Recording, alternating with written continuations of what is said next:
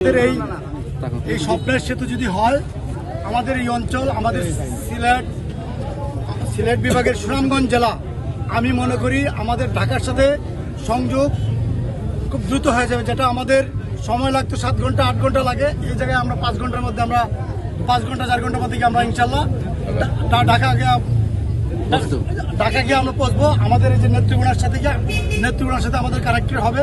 এবং এই সেতু যদি হয়, আমাদের স্থলবন্দর আছে যেমন আমাদের কয়লা, চুনাপাথর, এইগুলি আমাদের এত কস্টিং হবে না, কস্টিং কমে আসবে। আমাদের এলাকার মানুষের উন্নয়নের জন্য আমি মনে করি এটা সবচেয়ে গুরুত্বপূর্ণ একটা সেতু হবে এই সেতু।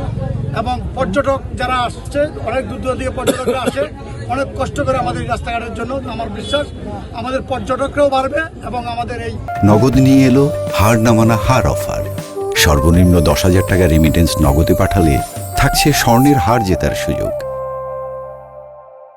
এলাকার উন্নয়নের জন্য সর্বোচ্চ ভূমিকা রাখবে এবং আমাদের জনগণ ইজিলি ঢাকা আসা যাওয়া করতে পারবে। যেমন আমাদের মনগঞ্জ, ধর্মপাশা, মধ্যনগরের মানুষ 4 ঘন্টা ঢাকা চলে যায়, আমাদের 8 ঘন্টা 9 ঘন্টা লাগে।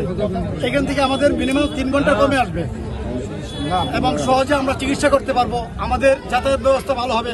সব দিক দিয়েই আমরা এই সুবিধাটা আমরা পাবো ইনশাল্লাহ, আমরা যদি আমাদের এই স্বপ্নের সেতু হয়। আমাদের মাননীয় প্রধানমন্ত্রী এবং আমি আমার মাননীয় প্রধানমন্ত্রী মহোদয়কেও আমরা এটা অবগত করেছি। আমাদের এলজেডি মন্ত্রী, সাবেক এলজেডি মন্ত্রী ছিলেন আমাদের মির্জা ফখরুল ইসলাম আলমগীর স্যার, এরপরে আমাদের শাহ আলম ভাই, ওনাদেরকে বলে আসছি আমরা আজকে এটা উদ্বোধন করছি। ইনশাল্লাহ আমরা এটা যত তাড়াতাড়ি সম্ভব আমাদেরকে উদ্বোধন করে আমরা যেন কাজটা আমাদের এই সরকারের আমলে, আমাদের মেয়াদের মধ্যেই আমরা যেন সম্পূর্ণ করতে পারি, আমরা সর্বোচ্চ চেষ্টা করবো। এটা আমাদের একচিন মহোদয় আছেন, আমাদের পিডি মহোদয় আছেন এবং আরও যারা আছেন, সংশ্লিষ্ট যারা সকলেই আন্তরিক আছেন। ইনশাল্লাহ আমরা বিশ্বাস করি এটা দ্রুত আমরা সম্পূর্ণ করব।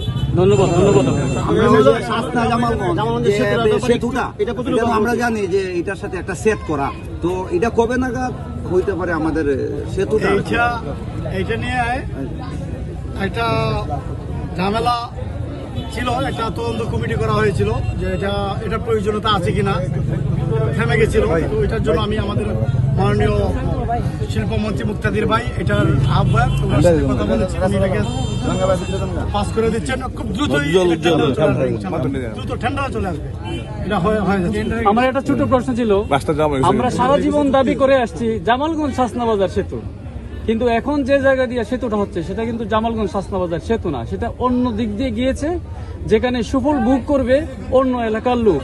বৃহত্তর যে জামালগঞ্জ উপজেলার লোকজন আছে, তারা সুফল ভোগ করতে অনেক ব্যাগ পেতে হবে। সেই ক্ষেত্রে জামালগঞ্জ শাসনাবাজারের সাথে সম্পৃক্ত করার জন্য সেতু বা অন্য কিছু নির্মাণ করার কি কোনো পদক্ষেপ রয়েছে কিনা?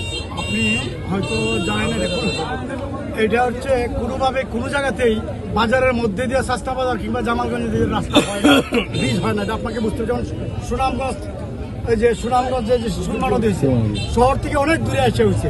আপনার যেদিক দিয়ে হবে, এই যে দেখবেন আপনাদের শহর গড়ে উঠছে এবং এই দিক দিয়ে আপনাদের যাতায়াতের ব্যবস্থা সুবিধা হয়ে যাবে ইনশাল্লাহ। জামালগঞ্জ, শাস্তা বাজার এবং জামালগঞ্জ উপজেলার প্রত্যেকটা মানুষ এটা সুফল ভোগ করবে।